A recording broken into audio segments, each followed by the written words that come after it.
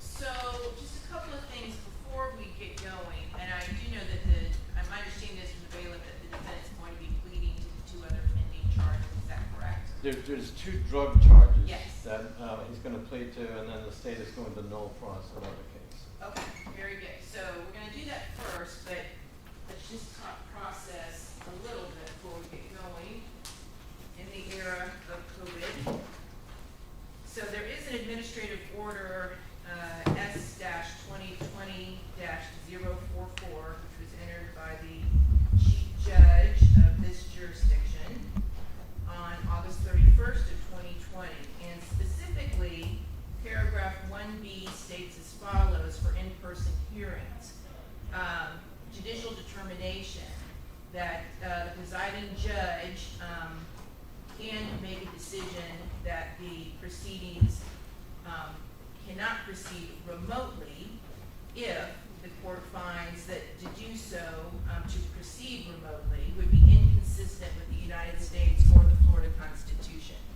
I make that determination right now that due to the fact that this is a death penalty sentencing, that it would be inconsistent with both the United States and Florida Constitution that we proceed forward and that I sentence Mr. Ritchie remotely.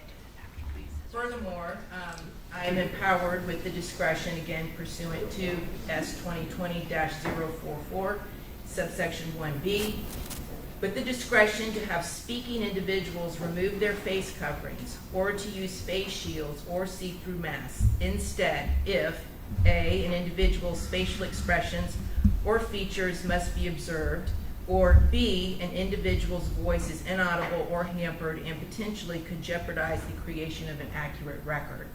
So for that reason, if either the state or the defense is going to call any witnesses who wish to speak prior to the imposition of sentence, they will do so. That's a good reminder. Everyone turn off their phones, including me. Okay. That they will do so from the witness stand, and if any witness feels that it would impair their ability to communicate with the court, or to express their sentiment or feeling, then they may take off their mask. I would note that the witness stand is a sufficient distance from me, and I do not have any concerns about any witness testifying from the witness stand. And that applies both to any witnesses the state may call, to any witnesses the defense may call, and to the defendant himself. That rule applies to all. Furthermore, with regards to the lawyers, if you feel that the mask in any way inhibits you from conveying your argument on behalf of either the state of Florida or the defendant, you may come up to the podium, which is again at a sufficient distance from myself and anybody else, and remove your mask in order to address the court. Finally, the defendant is afforded the right, pursuant to the Constitution, to have confidential attorney-client communications with his counsel. I'd note for the record that Mr. Ritchie is currently situated more than 6 feet away from Mr. Brunvon and Mr. Hernandez, his attorneys. If, Mr. Ritchie, you feel it is necessary that you have confidential attorney-client communications at any time during this proceeding, please alert me, and then you have the right to have those confidential communications. Do you understand? Is that a yes? Yes. Okay, very good. All right, any further, any questions on the process as far as that goes? Also, I'm making a specific finding that the court itself will not wear a mask during these proceedings, out of respect to both the defendant and any members of defendant's family, and the victim and the victim's family, and due to the sheer magnitude and consequence of these proceedings, I will not address any of you from behind a mask. All right, with that, are we ready to proceed with the entry of a plea? Your Honor, I just wanted to point out a couple of things. I left a score sheet for you that has been corrected to include sex penetration victim points. Okay. So that's an additional 80 points, and we added that in by hand. We can email you a corrected digital version later if you wish. That's fine. And Mr. Brinvon, have you had a chance to go over this score sheet with your client? I'm going over the score sheet with my client. I was just handed the one with the additional 80 points. Do you need an opportunity to? No, we don't. Okay, Mr. Ritchie, do you need an opportunity to further review the score sheet that the state is submitting? No. Okay. And has Mr. Ritchie executed a plea form for the charges he's pleading to? Yes, Your Honor. As to 2744 and 147234, they're both possession of controlled substance forms. Charges with a 5-year maximum. The agreed upon disposition is 60 months concurrent with whatever other sentences the court imposes. And it would be a guilty plea in his best interest. So I can approach with the plea forms? Yes.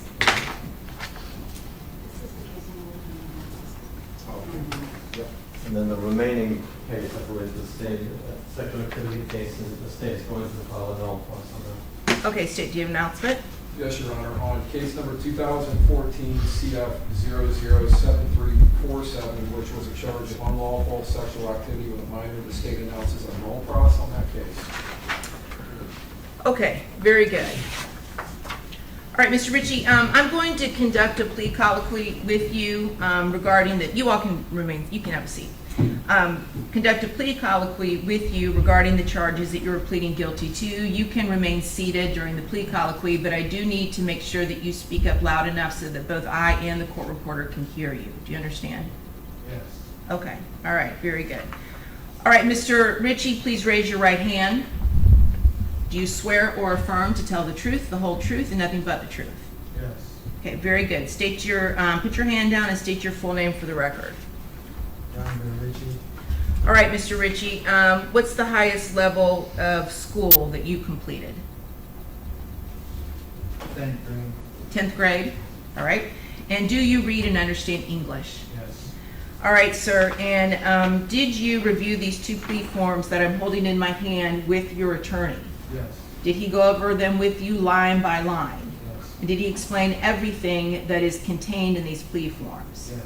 And on the last page of this plea form, is this in fact your signature on these plea forms? Yes.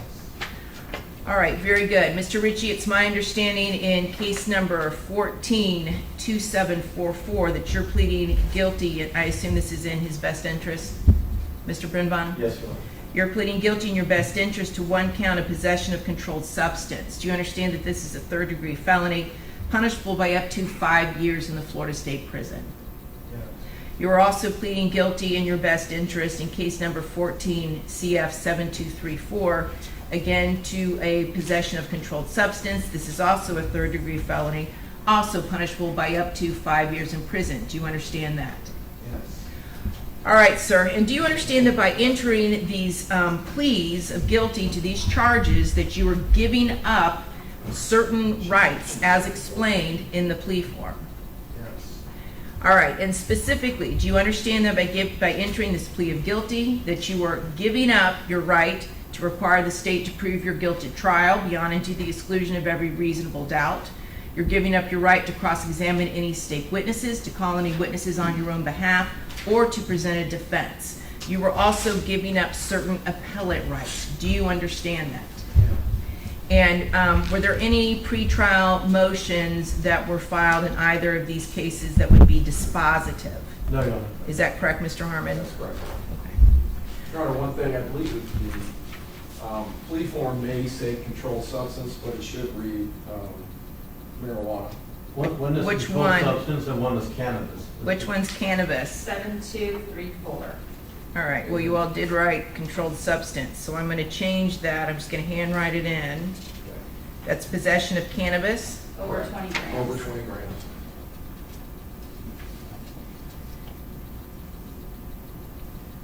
Okay, so Mr. Ritchie, let's address that one again real quick. So in 14 CF 7234, you're actually going to be pleading guilty to one count of possession of cannabis, amount being over 20 grams. This is also a third-degree felony, punishable by up to 5 years in prison. Is that your understanding as well? Yes. All right, sir. And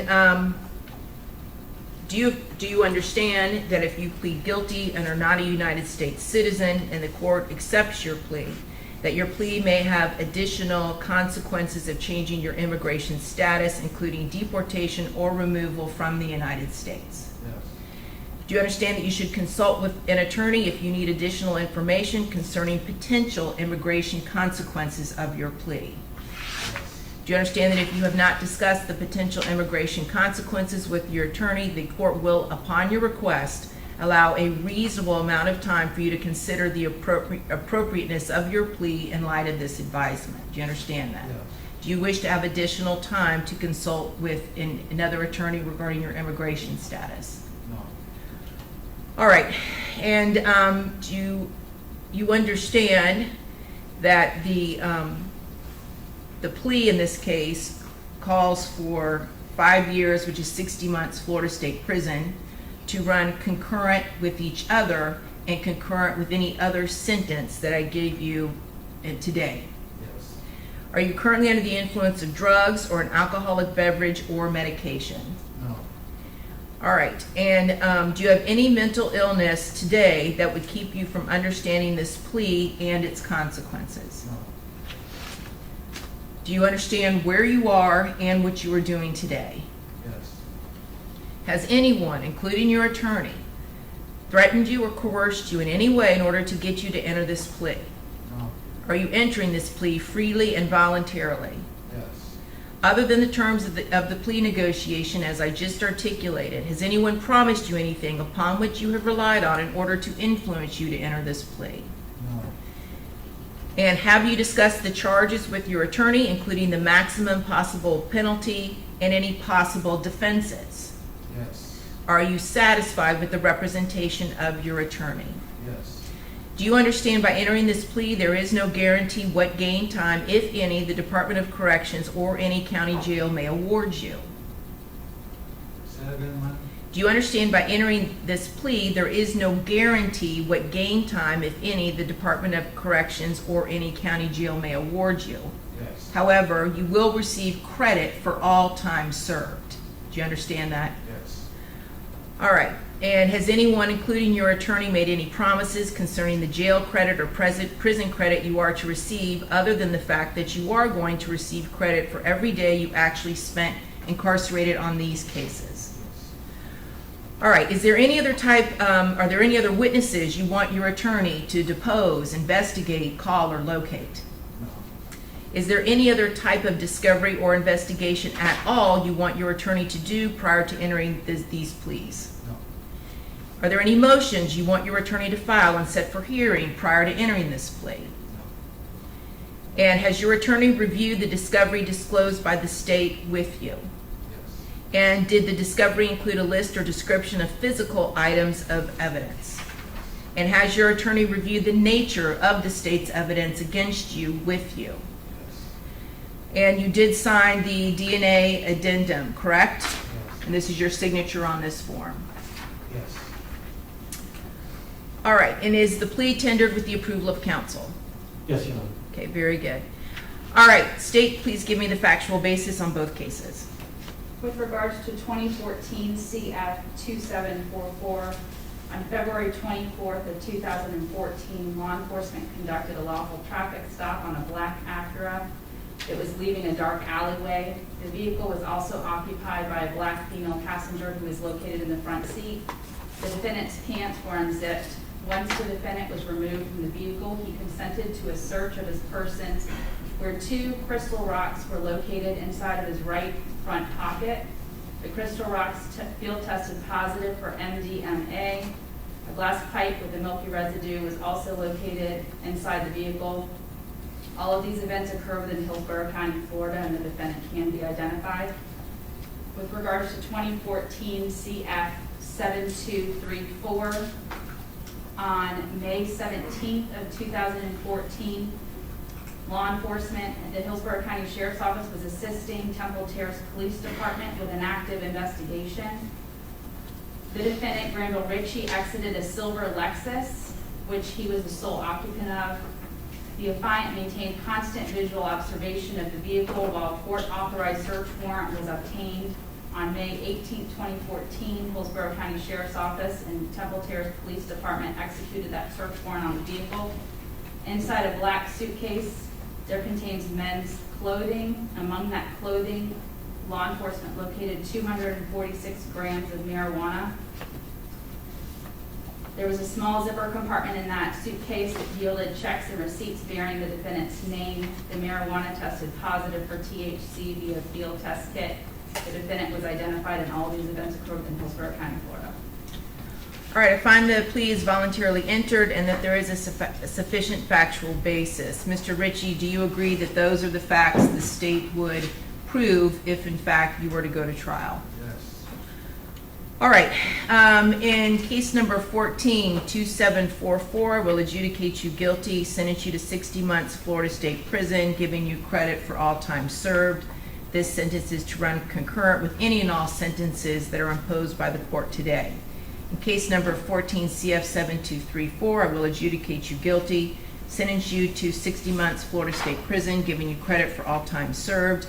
Again, this sentence is to run concurrent with any other sentences imposed by this court today. You have 30 days to appeal any illegal portion of the court's judgment and sentence. All right.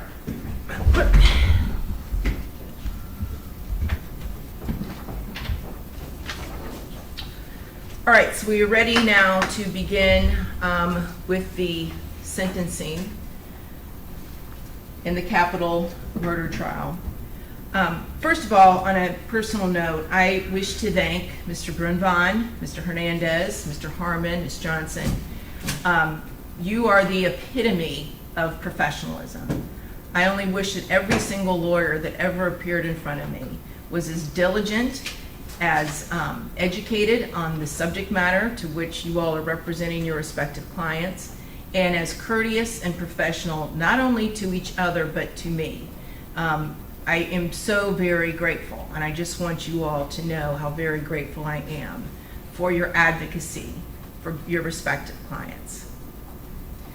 So we will go ahead and proceed. So Mr. Harmon, are there any individuals that wish to speak? And again, any sentencing I do, I always give anybody who wants to the chance to be heard.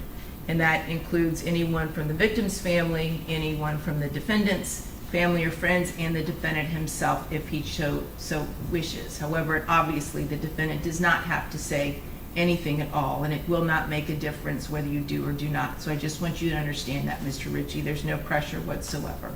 It's simply a voluntary gesture that I make at the conclusion of any trial. So with that, Mr. Harmon, is there anyone here with you today that would like to speak? Your Honor, it's my understanding there is. I have a list of potential people that may want to speak to the court, so I just need to check with my victim advocate and make sure. Absolutely.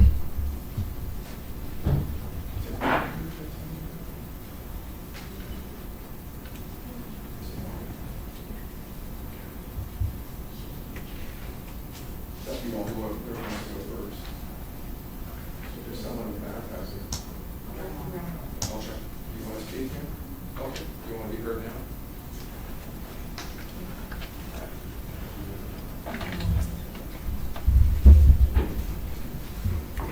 Your Honor, this is Felecia Williams' grandmother.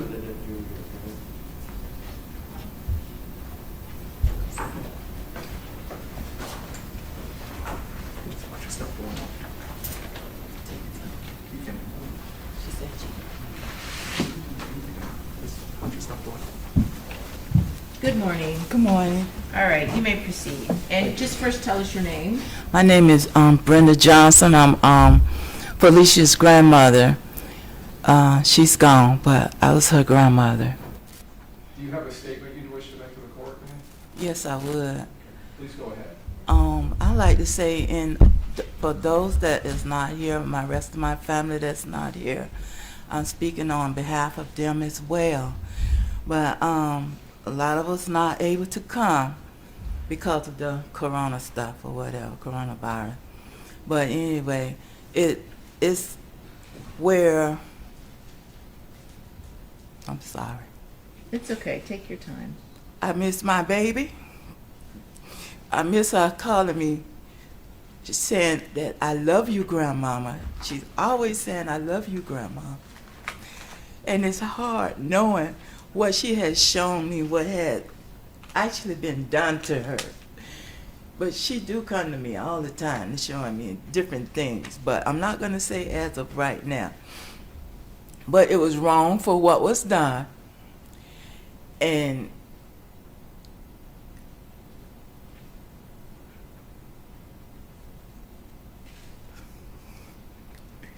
I just miss my grandbaby. It hurts. It hurts every day. You going to bed nice. You waking up nice. Making up during the day. You can't sleep just knowing what has been done to her. Why would they want to just do this to her? It wasn't right. It wasn't right. It just wasn't right. It just wasn't right. I miss my baby. I miss her.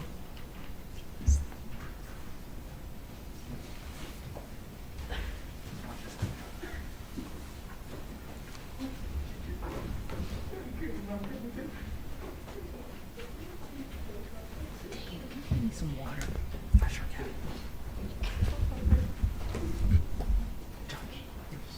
Oh, okay.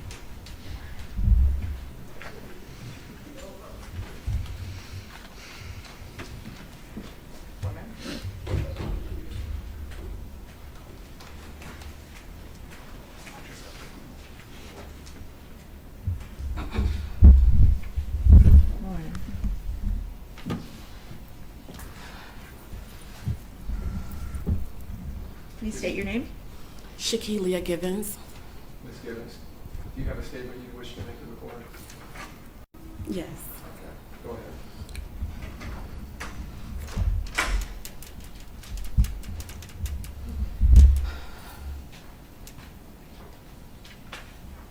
Like, I stand with my grandmother when she says it's hard. Like,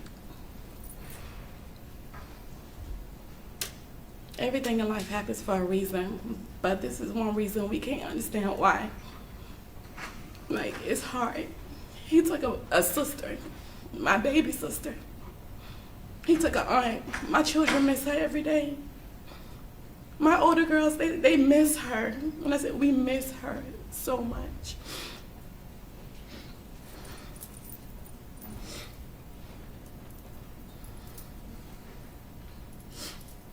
Do you have a picture with you here today? Yes, ma'am. You want to show me the picture? Yes, ma'am. Okay. It's a baby picture of her.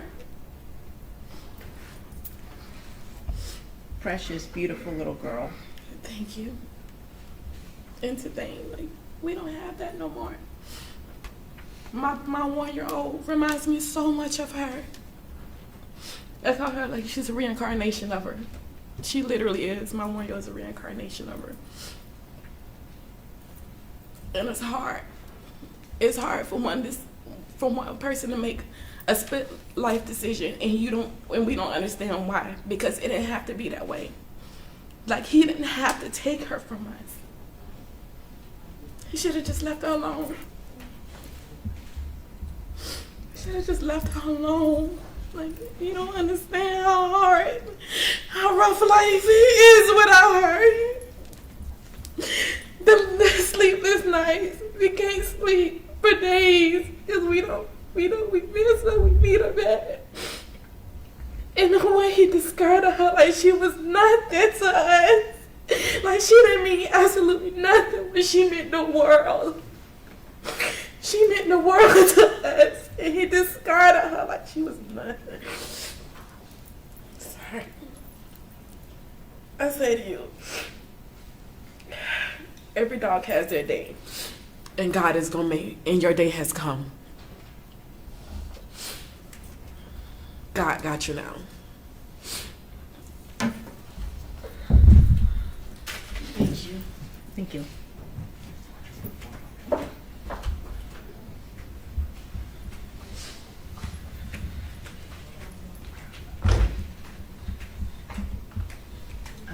Dave.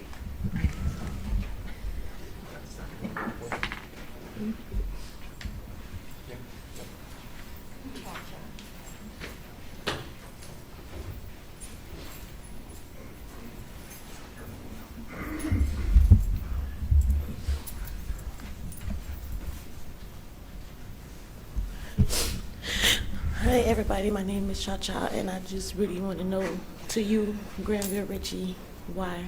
That's just really what I really want to know, why. Like,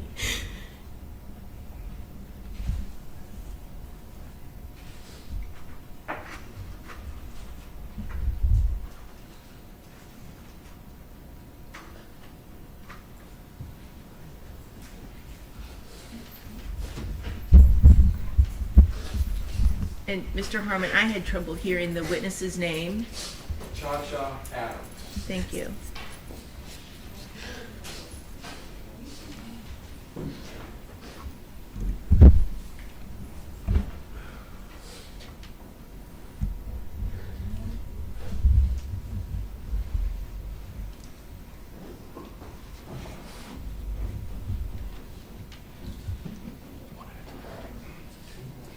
That's fine. If they're in the same family, then they can be close together. That's fine. Felicia's parents are. That's fine. They can come up if they would like to.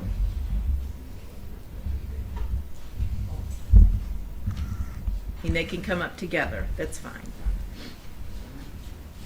That's fine. Watch your stuff going on.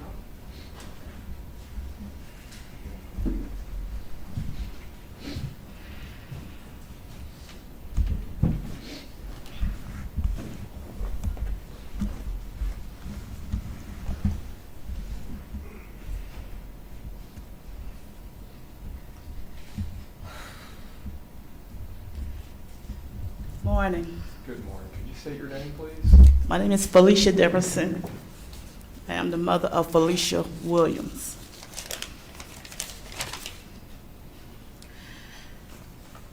First of all, I just want to thank you for putting up with me, and Ms. Johnson and Mr. Harmon for putting up with me. You don't need to apologize, Ms. And Deberson. I want to thank a few people that made this happen. Temple Terrace Police Department, Captain Michael Lowell, Investigation Division case. Detective Tom Carroll, he's retired now, but he's still in my heart. Lead investigator, Detective Dare Kelly, the primary point of contact. Entire Temple Terrace Police Department, Criminal Investigation Unit.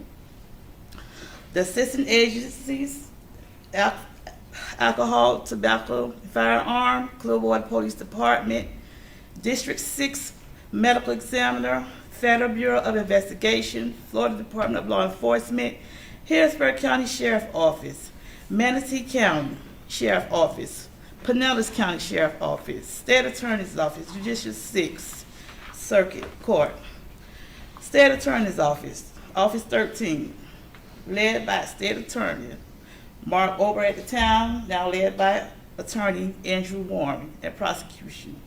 ASA, Mr. Scott Harmon, prosecutor.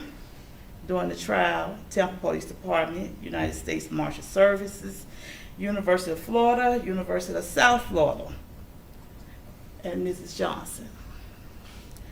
Circles of Mothers of Tampa, Florida, Ladies of Essence, which is my OES family, Order of Eastern Stars in Masonic.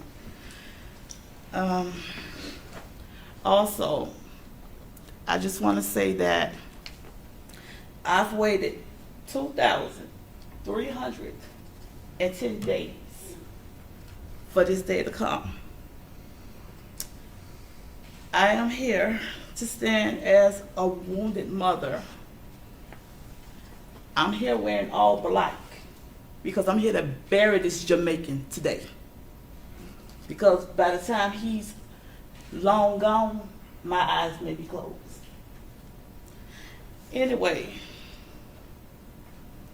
ensuring certain hope of the resurrection to eternal life through our Lord Jesus Christ, we command to Almighty God, our brother Granville Ritchie, and we command his body to the ground at its resting place.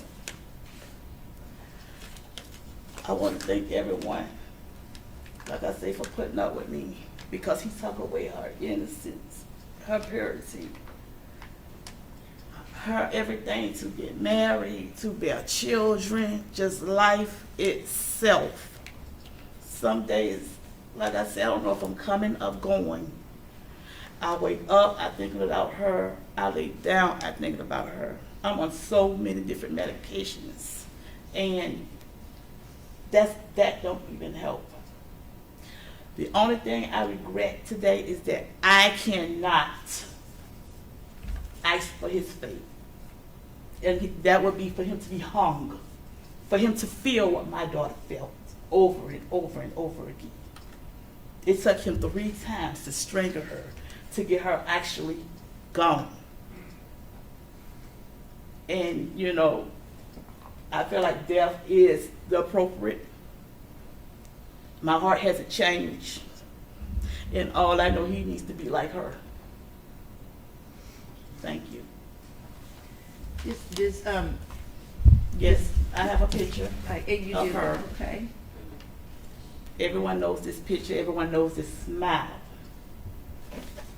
And before you leave, Ms. Emerson, does the child's father wish to say anything? Okay, and Ms. Emerson, just real quickly before you all switch places and before you go, I want to speak to you. I thought long and hard about what I was going to say to you. Yes, ma'am. I first am in awe of your bravery and your tireless advocacy for your daughter. Thank you. And the fact that you were able to sit through this trial with the horrific facts. You're a better, stronger woman than I am. I just want you to know that. Say that. It's They don't true. know they don't know what I go through behind closed doors. And what has been asked of you to bear in this life is more than really should be asked of any human being. Yes, ma'am. I think most parents have a moment where the child runs away from them, they can't find the child, a call or text message goes unanswered for a period of time. And I think most parents at some point have that sick feeling of dread. Has something happened to my child? I know. Because anywhere she went, she would call her mother. I know.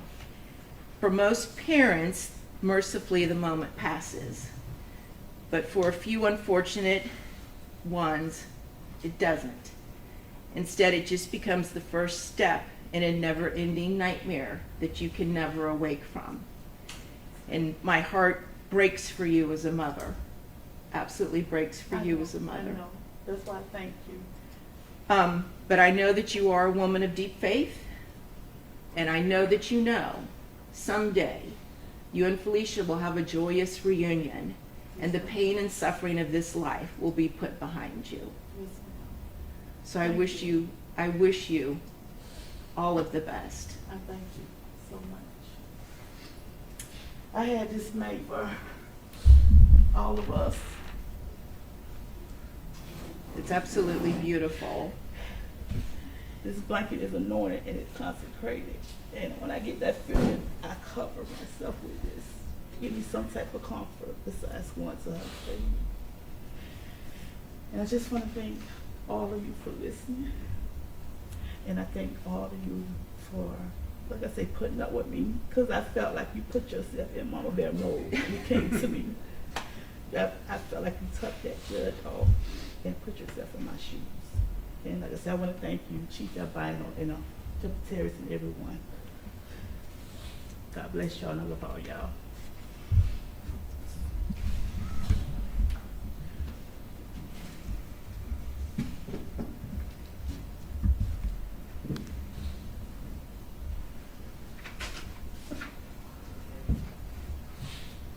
Good morning.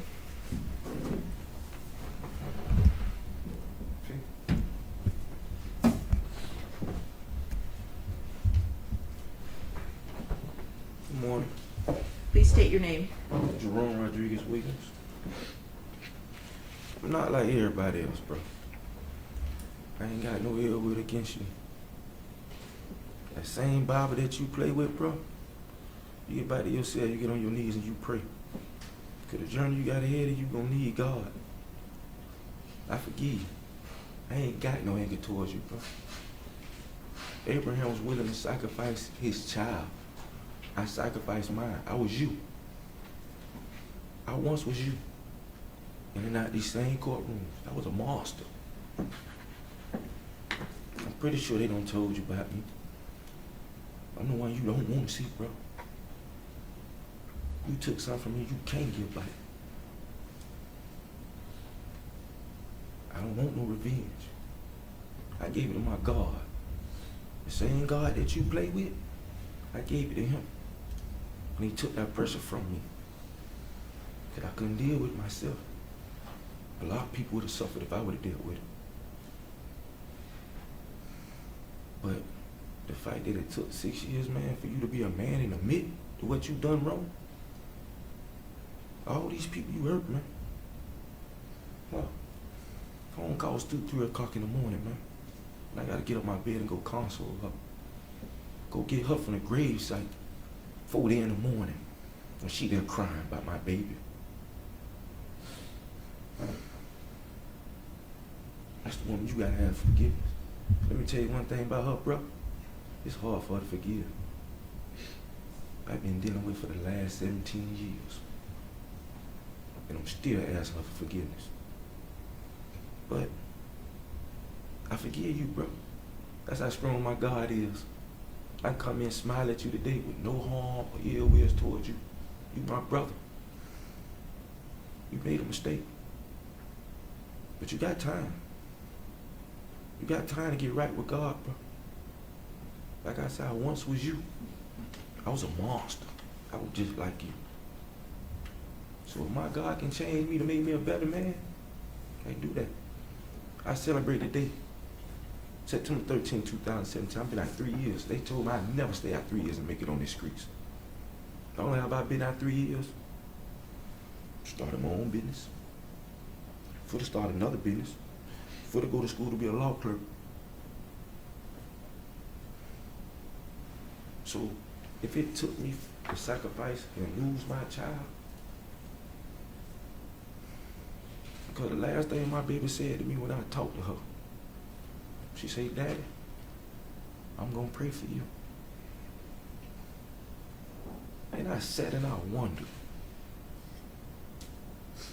what kind of father am I if my child says she's gonna pray for me? I should be praying for her. I should have been here to protect her, but I wasn't. That's what I deal with. And I'm pretty sure you know my baby called out for me. I wasn't there for my baby. But I'm gonna make sure I'm there for my others. Like I say, bro, don't play with God, bro. Ask him for forgiveness. You did wrong. Your mistakes just worse than others. When you get by to yourself, you get on your knees and you pray harder than you ever prayed in your life. And you ask for forgiveness. Because I give you mine. I ain't got no ill will towards you, bro. I love you. You're a child of God. But don't play with him. Because if you play with him, he's going to destroy you. You take that Bible that them people give you, and you pray. And you ask him to make you a better man. Don't look at this as your life being over. I had 15 years mandatory. 12/24, 2024, I'm still supposed to be in prison. He freed me, he released me. He brought me home. He can do the same for you. Like I said, I'm not like everybody else. I've been where you been at. I'm still supposed to be where you be at. But he set me free. That's what he'll do for you. He may not release you physically. Spiritually, he will. But you pray to God, bro. You tell him that you made a mistake and you ask for his forgiveness. That's how I am. I asked him. He forgave me. And I got to go to the people that I hurt and I got to ask them for their forgiveness. That made me a better man. See, people all day long about they Christians. How can you be a Christian if you're not able to forgive a person that did wrong to you? You my brother. I don't care what nobody else say. I love you. You made a mistake. I forgive you, bro. I ain't got no ill wills towards you. But you go back and you ask God to make you a better man. Because I asked him. And he made me a better man. So I ask that you do the same. I ain't perfect. I make mistakes. But he changed me from what I used to be. Like I said, I once was you. I was a monster. But he took that away from me. He helping me to be a better father. He helping me to be a better man. You got all these people, bro, that you gotta ask for forgiveness from, especially her. And she a hard woman for forgiveness. But before you leave this earth, bro, ask for her forgiveness. Ask her for that. The whole 6 years. Ain't none of your attorneys, ain't none of your people reached out and asked nobody for forgiveness. But I'm coming to you. I'm giving you my forgiveness, bro. I love you. But you need to ask that woman that for forgiveness. It may take some time. She's stubborn. But you gotta ask her. It's right here, bro. I keep my baby right here. But do me that favor. That same Bible you got with you, bro. You sit down, you have a good conversation with God, man.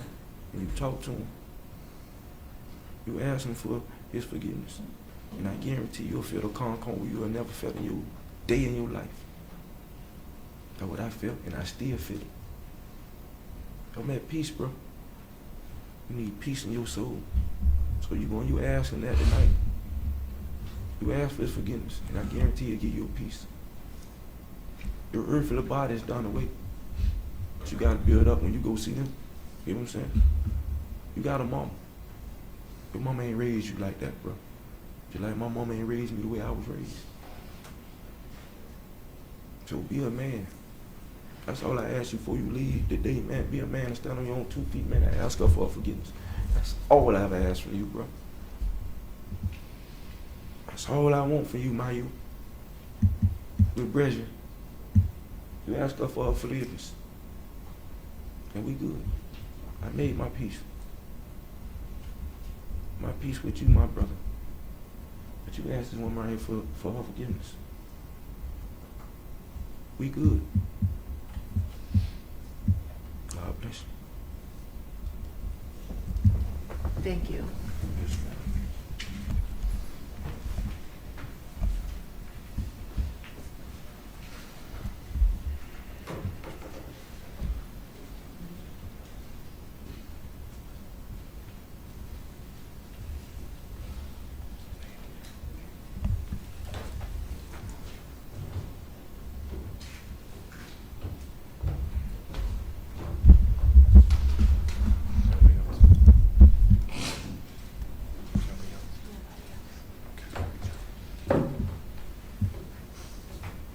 No one else from the state.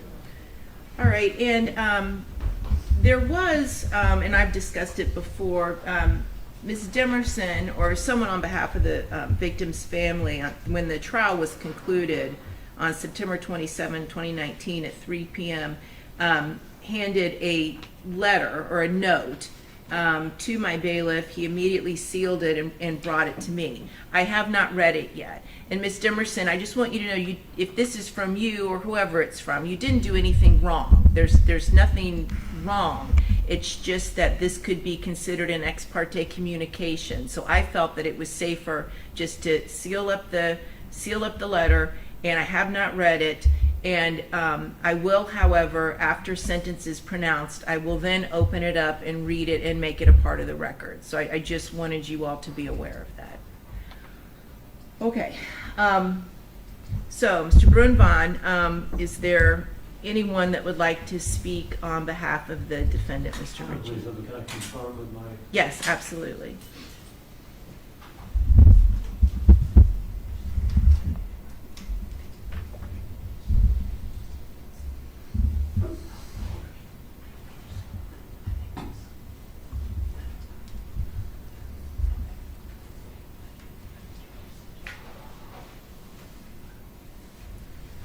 thank you, Your Honor.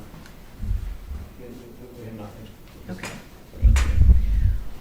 All right, so I have prepared a written sentencing order, and it will be filed with the clerk at the conclusion of this court's oral pronouncement of the defendant's sentence. I am going to read from portions of it. I am not going to read the entire thing. It is very lengthy. So while I am reading from the order, Mr. Ritchie, you may remain seated. However, at the time that I am going to actually pronounce your sentence, I will then ask you and your counsel to step forward, to stand in order to be sentenced, okay? All right. On August 28, 2014, the Hillsborough County Grand Jury indicted the defendant Granville Ritchie for murder in the first degree, count 1, sexual battery, victim less than 12 years of age, defendant over age of 18, count 2, and aggravated child abuse, count 3. On September 25, 2019, a jury found the defendant guilty of count 1 of murder in the first degree as charged. As to count 1, the jury specifically found that the killing was both premeditated murder and felony murder, based on the finding that the murder occurred during the course of a sexual battery on a victim less than 12 years of age, with the defendant being over the age of 18, or was committed during the course of aggravated child abuse. Defendant was also found guilty of sexual battery, victim less than 12 years of age, defendant over 18 years of age as charged, and aggravated child abuse as charged on counts 2 and 3, respectively.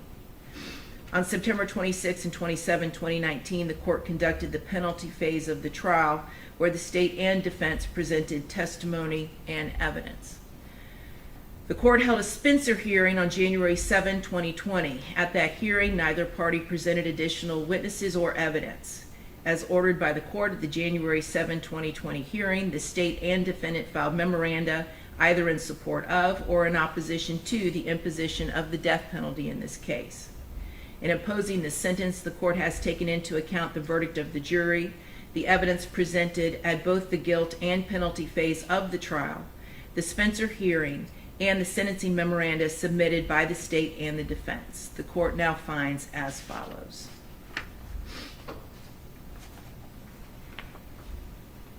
Aggravating factors.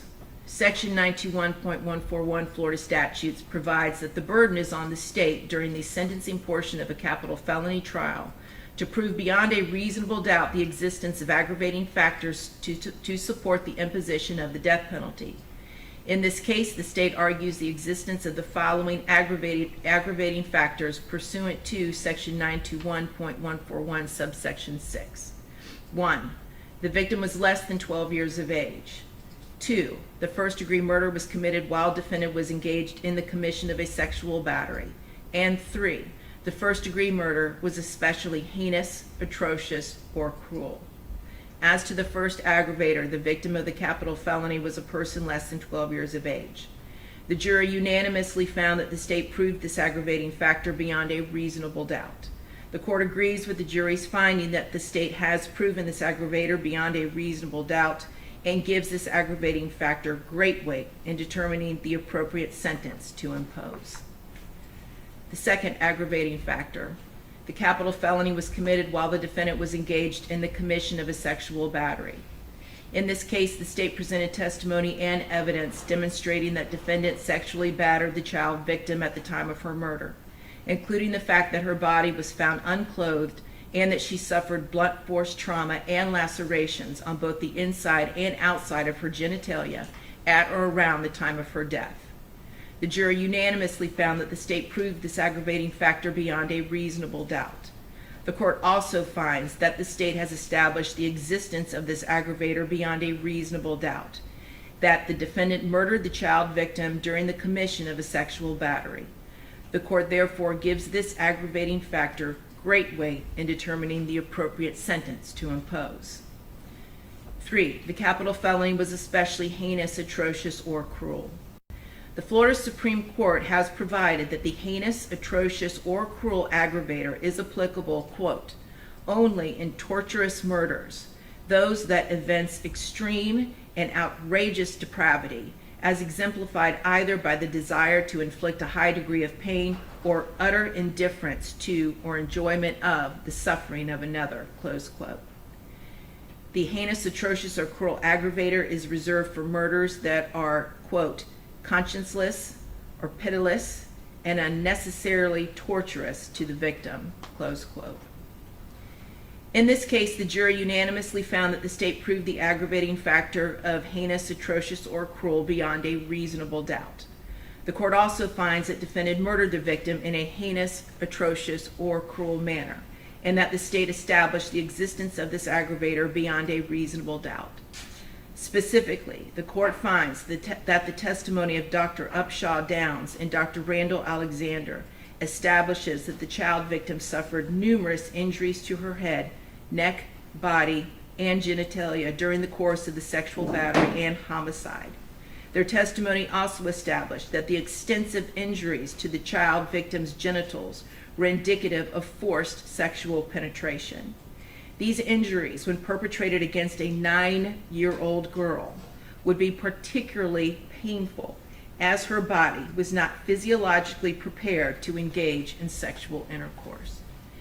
Additionally, the testimony from Dr. Upshaw Downs regarding the extensive injuries to the child victim's neck, signs of internal injury and bleeding in the neck and head, hemorrhaging of the blood vessels of her eyes, and deep injuries to her tongue caused by forceful biting, all indicate that the victim was alive, conscious, and struggling for her life during the rape and homicide. Moreover, the defendant manually strangled the victim in order to kill her. The expert testimony established that this process took several minutes at a minimum to complete, allowing the victim to be fully aware of her impending death. One of the state's experts testified that to the child, she would have felt as if she were drowning. Taken together, the facts in this case established that the child victim suffered a horrendous, physically painful, and psychologically torturous death at the hands of the defendant.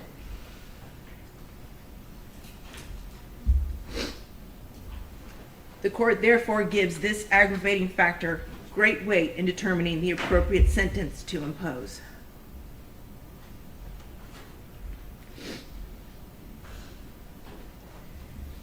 Sufficiency of the aggravating factors. A jury must unanimously find that sufficient aggravating factors exist to warrant imposition of a sentence of death. In this case, the jury unanimously found that the above aggravating factors proved by the state were proved beyond a reasonable doubt and are sufficient to warrant the imposition of a death sentence. The court also finds that the above aggravators have been proven beyond a reasonable doubt and are sufficient to warrant a sentence of death. Therefore, the court must now consider defendant's proposed mitigating circumstances. Mitigating circumstances. The defendant alleges 4 statutory mitigating circumstances under Section 921.141, subsection 7, Florida statutes, and numerous non-statutory mitigating circumstances. Unlike the state's burden of proving the existence of aggravating circumstances beyond a reasonable doubt, a defendant need only establish the existence of mitigating circumstances by the greater weight of the evidence. The jury in this case found that one or more mitigating circumstances presented by defendant was established by the greater weight of the evidence. As such, the court will consider the proposed mitigating circumstances in light of the testimony and evidence presented at trial to determine whether the sentence of death is appropriate in this case. The defendant requested and the court instructed the jury on the following statutory mitigating circumstances. Number 1, the defendant has no significant history of prior criminal activity. Defendant asserts that he has no significant history of criminal activity preceding the instant case. The court finds that this mitigating circumstances was established by the greater weight of the evidence and should be afforded moderate weight. 2, the capital felony was committed while the defendant was under the influence of extreme mental or emotional disturbance. Defendant claims that he murdered the child victim while under extreme mental or emotional disturbance. After evaluation of the expert testimony presented by both the state and the defense, the court finds that the opinions of the experts conflict radically. The defendant bears the burden of establishing the existence of mitigating factors. It is also within the discretion of the court to reject a proposed statutory mitigator where defense experts' testimony is rebutted by the evidence adduced at trial or the testimony of another expert. In this case, the court finds the testimony of the state's witnesses, Dr. Holder and Dr. Lazaro, more credible and persuasive than that of the defense expert witnesses, Dr. Einstein and Dr. Wu, as explained in greater detail in this sentencing order. Therefore, the court finds that the defendant has failed to meet his burden in establishing the existence of this mitigating factor. The court finds that defendant has failed to present any competent evidence to suggest that at the time of the instant capital offense, he was laboring under the influence of extreme mental or emotional disturbance. To the contrary, the court finds that the evidence introduced clearly indicates that defendant's behavior at the time leading up to the murder and afterward was calculated, rational, and goal-directed toward executing the offense and evading detection afterward. Based on the competent, substantial evidence and testimony presented refuting any assertion that defendant was under the influence of an extreme mental or emotional disturbance at the time of the offense, the court finds defendant has failed to establish the existence of this factor. 3, the capacity of the defendant to appreciate the criminality of his conduct or to conform his conduct to the requirements of law was substantially impaired.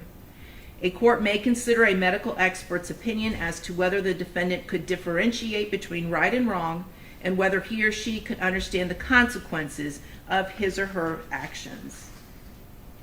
Pursuant to the facts established at the trial, the court finds the planning and actions executed by the defendant prior to, at the time of, and following the instant sexual battery and homicide are entirely inconsistent with an individual with an impaired capacity to appreciate the criminality of his conduct or who is incapable of conforming his conduct to the requirements of law. Instead, the court finds that defendant's activities at the time are indicative of an individual who is well aware of his actions, their criminal nature, and that he proactively operated to avoid detection and the legal ramifications he would suffer if he were to be caught.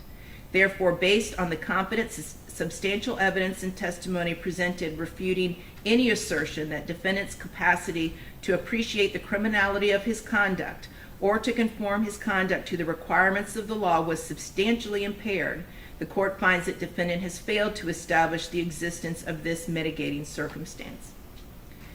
The existence of any other factors in defendant's background that would mitigate against imposition of the death penalty. This is also referred to as the catch-all statutory mitigating circumstance. The defendant requested and the court instructed the jury on the following non-statutory mitigating circumstances.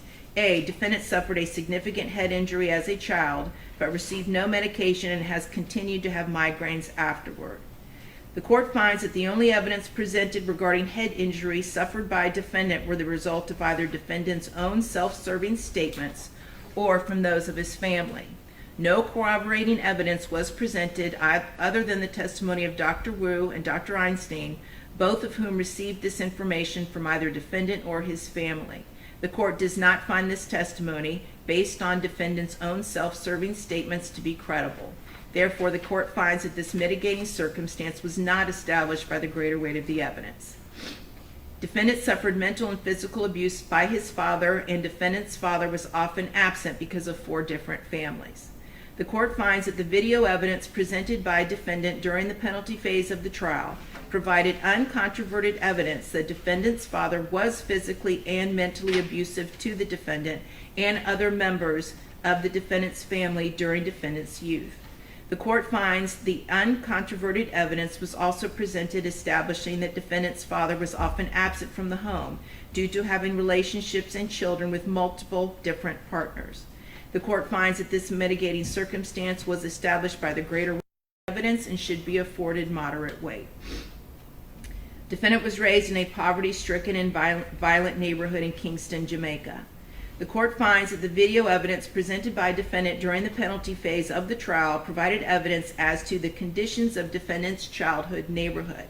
The individuals depicted in the video described the poverty associated with the area and recounted incidents of violence that occurred at the time of defendant's youth, of which he would have been aware. The court acknowledges that the state called Miss Georgette Redley to rebut defendant's depiction of the area in which he grew up. However, because Miss Redley lacked personal knowledge of the conditions defendant himself endured while growing up, the court finds that her testimony does not refute the evidence presented by defendant in regard to this mitigating circumstance. The court therefore finds that this mitigating circumstance has been established by the greater weight of the evidence, but that it should be given little weight. Defendant was the oldest of 18 siblings and helped to raise them. The video evidence defendant presented during the penalty phase of the trial demonstrated that defendant has a close relationship with his family members and that he helped to financially support his family. The court finds that this mitigating circumstance was established by the greater weight of the evidence, but should be given little weight. Defendant was gainfully employed at various jobs, such as a worker at Kingston Airport and then at Comtrans Communication, making cell phone towers. The video evidence defendant presented during the penalty phase of the trial demonstrated that defendant was gainfully employed while living in Jamaica. The court finds that this mitigating circumstance was established by the greater weight of the evidence, but should be afforded little weight. Defendant was kind and generous to others and possesses other positive redeeming qualities. The video evidence defendant presented during the penalty phase of the trial depicted individuals who spoke fondly of the defendant, stating that defendant was known to be generous to people he knew and to the community at large. The court finds that this mitigating circumstance was established by the greater weight of the evidence, but should be given little weight. Defendant has a low risk of recidivism. After evaluation of the expert testimony presented on this issue, the court finds that the opinion of the experts regarding defendant's possibility of recidivism conflict. In this case, the court finds the testimony of Dr. Lazaro more persuasive and credible than that of either Dr. Einstein and Mr. Land. Therefore, the court finds that defendant has failed to meet his burden in establishing the existence of this mitigating circumstance. In an abundance of caution, the court has reviewed each remaining statutory mitigating circumstance. No evidence was presented to support any other statutory mitigating circumstance. In the instant case, the jury unanimously found that each of the aggravating factors presented by the state were proven beyond a reasonable doubt, and that the aggravating factors outweighed the mitigating circumstances presented by defendant. The jury unanimously found that defendant should be sentenced to death. As such, the court has now conducted its own weighing process as required by law. Mr. Ritchie, I need you to stand and please approach the podium.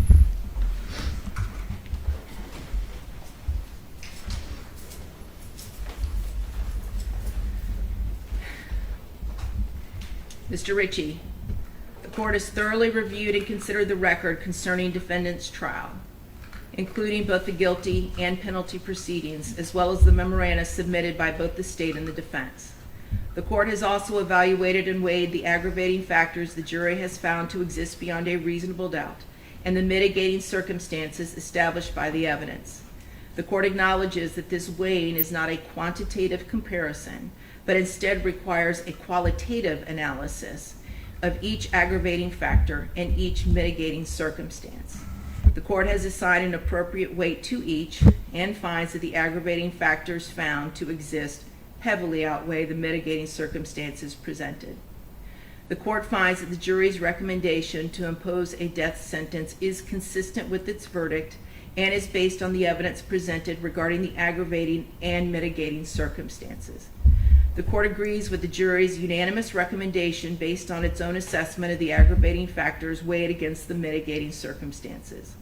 The court finds that the aggravating factors substantially outweigh the mitigating circumstances and sufficiently warrant a sentence of death in this case. Therefore, the court finds that the sentence of death is the appropriate penalty the court should impose for the murder of 9-year-old Felecia Williams, as charged in count 1 of the indictment. Accordingly, as to count 1, for the first-degree murder of Felecia Williams, the defendant, Granville Ritchie, is hereby sentenced to death. Defendant shall be delivered into the custody of the Florida Department of Corrections at the Florida State Prison, where he shall be confined until a date certain, selected by the governor of the state of Florida, and on that date, defendant shall be executed in a method provided for by the laws of the state of Florida. As to count 2, for the sexual battery of a victim less than 12 years of age by a defendant over the age of 18, committed against 9-year-old Felecia Williams, defendant shall be sentenced to life in prison without the possibility of parole. As to count 3, for the aggravated child abuse of Felecia Williams, defendant shall be sentenced to 30 years imprisonment. Counts 1, 2, and 3 shall run consecutively to each other. However, the 2 cases you pled to earlier today will run concurrent with count 1. Defendant is hereby notified that this sentence is subject to automatic review by the Supreme Court of Florida. Counsel will be appointed by separate order to represent defendant for that purpose. Further, pursuant to section 922.105 Florida statutes, defendant has 30 days from the issuance of a mandate from the Supreme Court of Florida affirming the sentence of death to elect death by electrocution by the procedures required by law. Mr. Ritchie, I do have one final thing to say to you. There will be no corporal redemption for you. And what I mean by that is of your physical being, your person. You will remain incarcerated until the date of your death is scheduled to occur. However, I do not know what your spiritual leanings are, and it really does not matter to me either way. I am very grateful that I live in a country where people can believe or disbelieve anything they choose, and that applies to you equally. However, if you do ever pray to a higher power, either now or at some point before the date of your death is scheduled to occur, and you truly seek forgiveness and redemption for the sins and the crimes you have committed, I hope that you are granted it. And I do still see the humanity in you.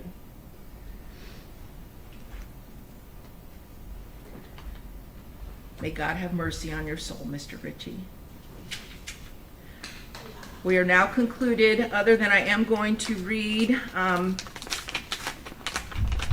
the note that I received that was unsealed, or that was sealed. I'm now going to unseal it.